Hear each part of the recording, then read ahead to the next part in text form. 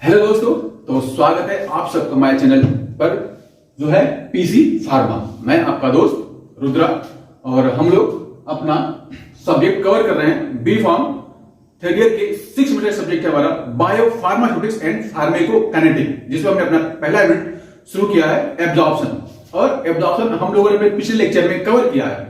अगर आप लोगों ने लेक्चर नहीं देखा है एक बार उसे विजिट करें, और उससे क्या होगा कि आपको चीजें और सिंपल लगेगी और आपको अच्छे से समझ में भी आएगा, क्योंकि हम लोगों ने वहां पे ड्रग एब्जॉर्प्शन को समझा है। फिर भी एक बार हम यहाँ पे आपको रिकॉल कराते हैं कि ड्रग एब्जॉर्प्शन होता क्या है।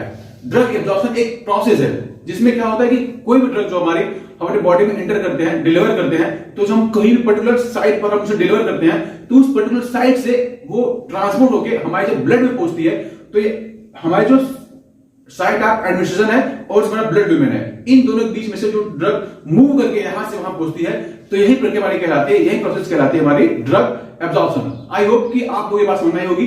बस एक सिंपल लैंग्वेज में समझ लीजिए कि हम कोई भी ड्रग अपनी बॉडी में जहां अप्लाई करते हैं वहां से वो ट्रांसपोर्ट होके या मूव करके हमारे ब्लड में पहुंचती है, और यही प्रोसेस हमारी कहलाती है ड्रग एब्जॉर्प्शन। समझिए जैसे कि मैं यहाँ पे चोट लगी लोग लेने के लिए, तो हमने कोई ऑइंटमेंट अप्लाई किया और हमने रब किया, या विदाउट रबिंग भी हो सकता है, तो वहां से वो धीरे धीरे एब्जॉर्ब हुआ। और हमने कुछ दिन आपको समझाया था कि दो मैकेनिज्म हो सकते हैं, चाहे ट्रांस होगा चाहे पैरा होगा, उसके थ्रू वो धीरे धीरे मूव करके हमारे ब्लड में पहुंचेगा। और मान लो हमने कोई नोस्ट्रल कैविटी हमारी हो गई, या आई कोन हो गया, या फिर ईयर कोन हो गया, या फिर हमारी और कोई बॉडी कैविटी, हमने वहां पर कोई ड्रग अप्लाई किया और फिर वहां से वो धीरे धीरे मूव करके ब्लड में पहुंचे, या फिर हमने कोई ड्रग ओरली ले लिया तो हमारी जीआईटी ल्यूमेन से धीरे धीरे ट्रांसपोर्ट होके ब्लड में पहुंचेगी, तो यही प्रक्रिया कहलाएगी ड्रग एब्जॉर्प्शन। आई होप आप सबके बात समझ में आ गई होगी।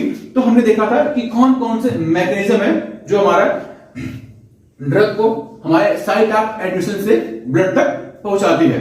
तो हमने देखा था कुछ दिन हमने अपने लेक्चर में देखा था कि हमारे पास 5 हैं, जिनमें से ये 2 में डिवाइड है। जैसे एक बार नाम याद कर ले, तो हमारा पहला पैसिव डिफ्यूजन था, दूसरा हमारा कैरियर मीडिएटेड ट्रांसपोर्ट, जिसमें 2 आते हैं, हमारा एक्टिव ट्रांसपोर्ट और फैसिलिटेटेड डिफ्यूजन। उसके बाद हमारा आता है पोर ट्रांसपोर्ट, फिर आयन चैनल ट्रांसपोर्ट और आयन ट्रांसपोर्ट, और लास्ट में आता है एंडोसाइटोसिस।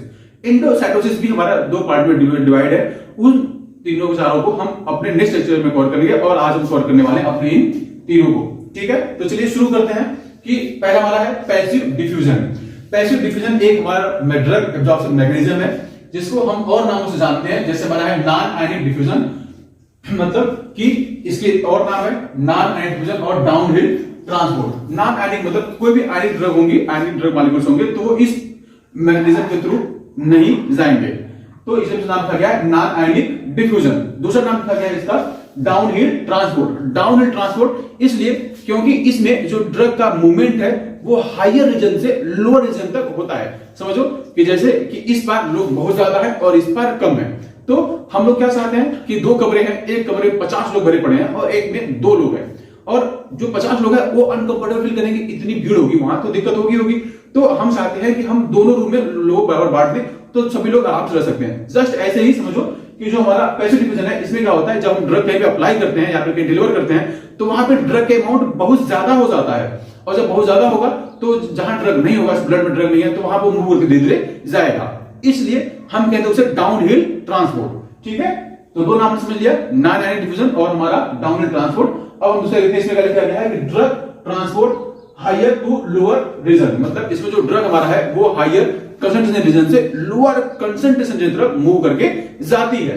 नेक्स्ट हमारा है नो एनर्जी रिक्वायरमेंट, और इस तरह के ट्रांसपोर्ट मैकेनिज्म में एनर्जी रिक्वायरमेंट बिल्कुल भी नहीं पड़ती है। और जैसे एनर्जी रिक्वायरमेंट नहीं पड़ती है, समझो कैसे, कि समझो कि जब हमने कहा हायर टू लोअर, मतलब समझिए कि आप एक हिल पे खड़े हैं और एक रास्ता बना हुआ है और आपने साइकिल से वहां पे खड़े हैं, फिर आपने सब साइकिल को नीचे किया और आपने बिना पेडल मारे आपने ब्रेक को छोड़ा और वो धीरे धीरे धीरे धीरे आराम से चली आएगी नीचे तक। आप जैसे किसी ब्रिज पे चढ़ते होंगे, जब चढ़ते हैं तो आप मेहनत लगती है, और फिर जब ऊपर पहुंच जाते हैं तो आप अपने पेडल मारना बंद कर देते हैं, या फिर आप क्या करते हैं कि अपना साइकिल का ब्रेक छोड़ा और वहां से आप आराम से मूव करते हुए नीचे आते हैं। तो इसलिए यहां पर रिक्वायरमेंट नहीं पड़ती है। नेक्स्ट हमारा है net transfer that is proportional to the concentration gradient, मतलब किसी भी मेम्ब्रेन के अंदर जो हमारा ड्रग का इस मेथड से ट्रांसपोर्ट होगा वो हमारे कंसंट्रेशन ग्रेडियंट के डायरेक्टली प्रोपोर्शनल होगा, या फिर हम कह सकते हैं कंसंट्रेशन ग्रेडियंट या फिर डिफ्यूजन ग्रेडियंट भी इसे हम कह सकते हैं। समझिए ये कंसंट्रेशन ग्रेडियंट या फिर डिफ्यूजन ग्रेडियंट क्या होता है, जो हमारे ट्रांसफर के इक्वल में है। मतलब जैसे हमारा डायरेक्टिव प्रोपोर्शनल है तो इससे जितने अमाउंट में इनके नंबर बढ़ेंगे वैसे हमारा ट्रांसफर बढ़ेगा। तो ये जो हमारे कंसंट्रेशन ग्रेडियंट या फिर डिफ्यूजन ग्रेडियंट है वो होते क्या है, पर्टिकुलर समझ लिए कि मान लीजिए जैसे हमने 3 लाइन किस रखी है, 2 लाइन, एक यहाँ और एक यहाँ। तो मान लेते हैं जैसे कि हमारा हम जहां पर ड्रग अप्लाई करते हैं ये हमारा हो गया और ये हमारा ब्लड रीजन हो गया, ठीक है। और बीच में ये जो दिख रहा है यहां से यहां तक ये हमारे मान लीजिए मेम्ब्रेन है, ठीक है। अब क्या होगा कि जैसे मान लीजिए कि मैं एक कंसंट्रेशन ग्रेडियंट हूं, मैं इसमें एक फिक्स मॉलिक्यूल्स हूं, मैं क्या करूंगा ड्रग को यहां से लूंगा और यहां पे दे दूंगा, ठीक है। तो यही जो बीच में बंदा होता है या फिर जो मॉलिक्यूल्स होता है जो ड्रग को इस पार्ट से लेके इस पार्ट ट्रांसपोर्ट करके पहुंचाता है वही कहलाता है हमारा कंसंट्रेशन ग्रेडियंट। अब मान लिखा है net transfer is directive proportional, तो इसका सेंस क्या बनता है कि मानो कि अगर मैं यहां पे खड़ा हूं, अब मैं अकेले दिख रहा हूं आपको, इस पास मैंने ड्रग को लिया और इस पास मैंने इस पास दबा देंगे, तो हमारे पास 2 ही हाथ हैं, एक अपने इधर से दिया और अपने इधर एक दे दिया। तो इससे क्या होता है कि हम अकेले हैं, वो अकेले दे पा रहे हैं। अगर मेरी तरफ 10 और वो मॉलिक्यूल से 20-25 पीस ज्यादा होंगे तो वो ज्यादा इधर ड्रग लेंगे और इधर देंगे। तो यही हमारे होते हैं कंसंट्रेशन ग्रेडियंट, जितना ज्यादा रहेंगे उतना ट्रांसफर हमारा ज्यादा होगा और जितने कम रहेंगे उतने ही कम होंगे। आई होप आपको समझ में आया होगा। हम कह रहे हैं kinetic energy of drug molecules is responsible for the movement. Drug movement मतलब कि जो हमारे ड्रग के मॉलिक्यूल्स हैं उनकी जो हमारी काइनेटिक एनर्जी है मूव करने की, वाइब्रेट करने की काइनेटिक एनर्जी उनकी होती है उनकी, वही इसमें ड्रग के मूवमेंट में हेल्प करती है। वही उसी के थ्रू हमारे ड्रग इस पार से उस पार मूव करके ड्रग मॉलिक्यूल्स जाते हैं। नेक्स्ट में देखा कि फर्स्ट ऑर्डर इक्वेशन फॉलो, मतलब इसमें जो ड्रग का मूवमेंट है या फिर एब्जॉर्प्शन रेट है वो हमारे फर्स्ट ऑर्डर इक्वेशन को फॉलो करता है। अब ये फर्स्ट ऑर्डर इक्वेशन जब हम आगे भी क्लास लेंगे तो आपको प्रॉपर समझाएंगे, जब अपने कंपार्टमेंट वाले शुरू करेंगे तो उसमें हम आपको बताएंगे, ठीक है। उसमें लिखा है कि 90% of drug transport this mechanism, मतलब इसमें जो हमारे बॉडी में ड्रग का एब्जॉर्प्शन है वो 90% ड्रग इसी पैसिव डिवीजन थ्रू ही हमारा एब्जॉर्ब होकर ब्लड में पहुंचता है।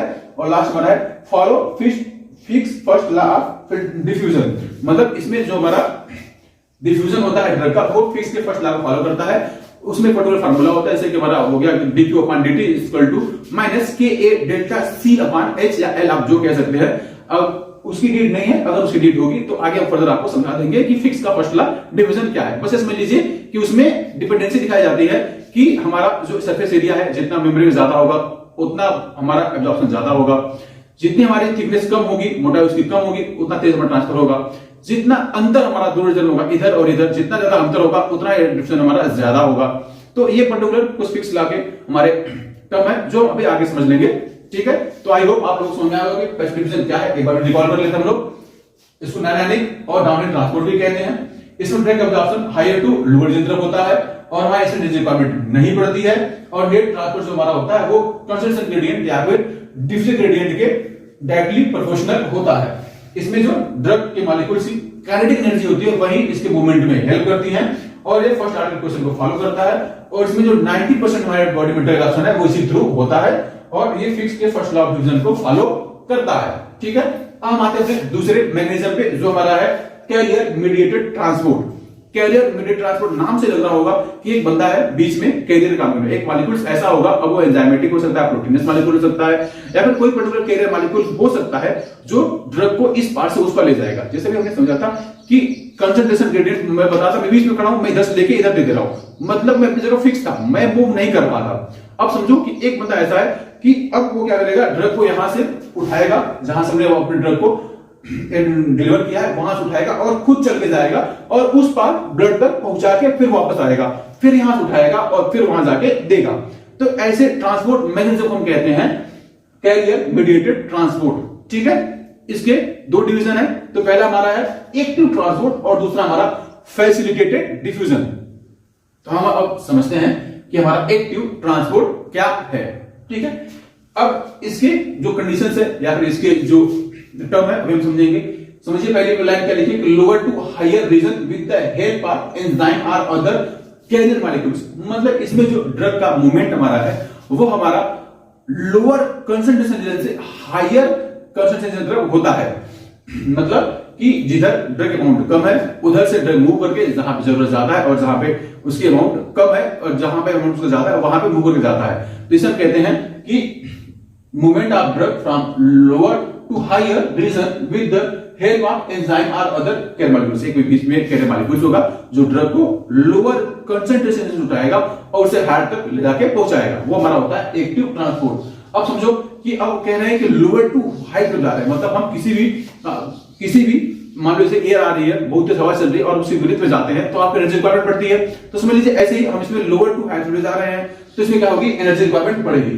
तो इसमें लिखा गया है दूसरा पॉइंट क्या, एनर्जी रिक्वायर्ड, जो which comes from the energy required, जो एनर्जी रिक्वायरमेंट होती है इसमें पड़ती है क्योंकि हम कोई चीज विपरीत काम करेंगे, जैसे कि हम अब पहाड़ पे चढ़ रहे हैं या कोई पुल पे चढ़ रहे हैं या फिर एयर जो आ रही है उसके विपरीत हम जा रहे हैं तो एनर्जी रिक्वायरमेंट पड़ेगी। तो यही इसमें जब लोअर टू हायर तक हम जाएंगे तो एनर्जी रिक्वायरमेंट पड़ेगी। और जो रिक्वायर्ड एनर्जी है अगर उसे कैलकुलेट करने की बात करें तो हमारे पास माइकलिस मेंशन नाम की इक्वेशन होती है जिसके थ्रू हम चीजों को कैलकुलेट करते हैं। ये हमारे लास्ट यूनिट में जब 5 यूनिट पढ़ेंगे तो उसमें हमारा आएगा माइकलिस मेंशन इक्वेशन, उससे हम लोग ड्राइव करके समझेंगे। अभी आप यहां समझ लीजिए कि इसमें जो एक्टिव ट्रांसपोर्ट है इसमें एनर्जी रिक्वायरमेंट पड़ती है और जो एनर्जी रिक्वायरमेंट है उसे हम लोग कैलकुलेट करते हैं अपने माइकलिस मेंशन इक्वेशन से। ठीक है, नेक्स्ट हमारा है अपहिल ट्रांसपोर्ट। इसे हम लोग एक नाम से और जानते हैं और वो हमारा नाम क्या है, अपहिल ट्रांसपोर्ट। मतलब हम ऊपर तरफ जा रहे हैं, पहाड़ जिसको होता है अपहिल, ऊपर पहाड़ चढ़ने वाली प्रक्रिया, तो नाम से क्या लगे हुआ एनर्जी रिक्वायरमेंट पड़ती है। अगेंस्ट कंसंट्रेशन ग्रेडियंट, जैसे अभी तक हम कंसंट्रेशन ग्रेडियंट देख रहे थे, कोई जस्ट लेकर दे रहा था तो इसका काम ही होता है हाई टू लो तरफ देना, लेकिन इसमें क्या होता है कि अपहिल ट्रांसपोर्ट होता है ड्रग मॉलिक्यूल्स का और जो कंसंट्रेशन ग्रेडियंट होते हैं इनके वो अगेंस्ट में काम होता है। नेक्स्ट हमारा required energy comes from ATP, जो हमारी रिक्वायर्ड एनर्जी है वो हमारी एटीपी फॉर्म से वहां से आती है और हमारा ट्रांसपोर्टेशन होता है। लास्ट हमारा है कैरियर ग्रेडियंट, इसमें कोई सी भी ड्रग को मूव करने के लिए हमें कैरियर जरूरत पड़ेगी। और हम एग्जांपल देखते हैं, जैसे अमीनो एसिड हो गए, विटामिन में नियासिन हो गया, हमारा विटामिन B3 होता है और विटामिन C हमने देख लिया ये भी होता है, और मेथोट्रेक्सेट 5-फ्लोरोयूरासिल जो हमारे कैंसर ट्रीटमेंट में यूज किया जाता है उसको भी इसी मेथड से ट्रांसपोर्ट किया जाता है। और हमारे मेथिल डोपा और लीवोडोपा नाम की जो ड्रग हमारी वो भी इसी मेकैनिज्म को फॉलो करती है। ठीक है, आई होप आपके पास समझ आई होगी। वापस देख लीजिए, इसमें जो ड्रग का मूवमेंट है हायर लोअर टू हायर तरफ होता है, एनर्जी रिक्वायरमेंट पड़ती है जिसको कैलकुलेट करने के लिए हम माइकलिस मेंशन इक्वेशन का यूज करते हैं और उसके बाद हम देखते हैं इसको एक नाम और देते हैं, उसे हम अपहिल ट्रांसपोर्ट कहते हैं। इसमें जो ड्रग का मूवमेंट होता है वो कंसंट्रेशन ग्रेडियंट के अगेंस्ट में होता है और इसमें एनर्जी रिक्वायरमेंट है वो एटीपी फॉर्म से वापस आती है, एनर्जी एटीपी से आती है और हमारे इसमें कैरियर की आवश्यकता पड़ती है। जैसे हम देखें amino acid, vitamin, methotrexate, five fluorouracil, levodopa, methyldopa जो ड्रग है इसको फॉलो करती है। एक बार से समझ लीजिए, यहाँ पे आप देखेंगे इसी का एक पार्ट है, समझिए। देखिए हमारी ये क्या है, मेम्ब्रेन है, हमने लिखा है मेम्ब्रेन, तो हमारी जो यहाँ से आपको यहाँ पे दिख रही है ये हमारी है मेम्ब्रेन। इधर हमारा जीआई लिमेंट, मतलब जीआईटी जो लिमेंट हमारा है जीआईटी ट्रैक का वो है हमारा, और ये हमारा ब्लड है। ठीक है, अब इसमें हम देख रहे हैं कि हमारा ड्रग मॉलिक्यूल से हमारा है, यहाँ पे आपको दिख रहा होगा सेट फॉर्म में ये हमारा ड्रग मॉलिक्यूल हो गया, और यहाँ पे हमारा अनसेट फॉर्म में दिख रहा है कैरियर। लेजर अलग जो भी समझे रहते हैं यहाँ पे कैरियर होता है। अब वो क्या करेगा, यहाँ पे जाएगा, अब उन्होंने कॉम्प्लेक्स बनाएंगे, यहाँ पे लिखा होगा, लिखा है कॉम्प्लेक्स डीएनसी, मतलब ड्रग कैरियर कॉम्प्लेक्स यहाँ पे बन जाएगा। अब एक कॉम्प्लेक्स से मूव करके इस मेम्ब्रेन के अंदर ही मूव करके यहाँ जाएगा, देखो अब यहाँ से फिर यहाँ गया, और जब यहाँ मूव हो जाएगा जब ये बाहर तरफ उस पार ब्लड रीजन में पूछेगा तो ड्रग को यहाँ पे आएगा और उसका डिसोसिएशन होगा और फिर ड्रग हमारे ब्लड में पहुंच जाएगी। और जो हमारा कैरियर यहाँ पे था, देखो यहाँ पे कैरियर ऐसे यहाँ पे, फिर यहाँ से वापस आएगा और फिर ड्रग को मॉलिक्यूल को बाइंड अप करेगा और फिर यहाँ से ले जाएगा। ठीक है, तो हमने देखा कि ड्रग हमारा है, कैरियर है, कॉम्प्लेक्स बना, फिर मूव किया, उधर गया, डिसोसिएशन हुआ कॉम्प्लेक्स का और हमारा ड्रग फ्री होकर ब्लड में पहुंच गया, फिर हमारा जो कैरियर है वो वापस आएगा और अपना काम वो करता रहेगा। ठीक है, ये हमारा होता है एक्टिव ट्रांसपोर्ट। ठीक है, आई होप आपको समझ में आ गया होगा। और अब इसका लास्ट पॉइंट देखते हैं, हमारा फैसिलिटेटेड डिफ्यूजन। फैसिलिटेटेड डिफ्यूजन को देखा जाए तो हमारे सेम एज इट इज हमारा क्या है, एक पैसिव डिफ्यूजन ही है, बस अंतर यह है कि इसमें जो है हमारा एक कैरियर रिक्वायरमेंट होती है जो ड्रग को हायर टू लोअर तरफ ले जाती है। मतलब इसमें सब कुछ चीजें हमारी सेम एडजस्ट होती है पैसिव डिवीजन में, बस अंतर यह है कि इसमें जो हमारा ड्रग मॉलिक्यूल्स होगा वो किसी पर्टिकुलर एंजाइमेटिक या फिर कोई भी डिस्ट्रीब्यूटर मॉलिक्यूल होगा या फिर कैरियर मॉलिक्यूल होगा, उसके थ्रू उस पार से उस पार जाएगा। ठीक है, इसमें भी ड्रग का ट्रांसपोर्ट हायर टू लोअर तरफ होता है, same as passive diffusion. Example देख ले तो विटामिन B12 का जो एब्जॉर्प्शन है जीआईटी से वो हमारा इसी थ्रू होता है फैसिलिटेटेड थ्रू, और जो हमारा intestinal absorption of B1 vitamin B1 और B2 है वो हमारे इसी मैकेनिज्म को फॉलो करता है। ठीक है, आई होप कि आप सबको ये लेक्चर समझ आया होगा और पसंद भी आया होगा। और अगर आपको लेक्चर पसंद आता है तो हमारे चैनल को सब्सक्राइब करें और हमें सपोर्ट करें, और हम आगे भी आपके लिए ऐसे ही वीडियोस लाते रहेंगे। और इन सबके आपको नोट्स मिल जाएंगे। हमारा टेलीग्राम पे चैनल है पीसी फार्मा करके, आप उसे वहां पे ज्वाइन कर सकते हैं। उसका डिस्क्रिप्शन हमारे नीचे, उसका लिंक हमारे डिस्क्रिप्शन बॉक्स में नीचे दिया गया है। आप वहां पे कनेक्ट होके वहां से नोट्स डाउनलोड कर सकते हैं। वो मेरे हैंड रिटन नोट्स है, आपको इजी वे में आराम से मिल जाएगा। ठीक है, इसे सब्सक्राइब करें और आज के लिए थैंक्स। आप यहां तक बने रहें उसके लिए शुक्रिया। ठीक है।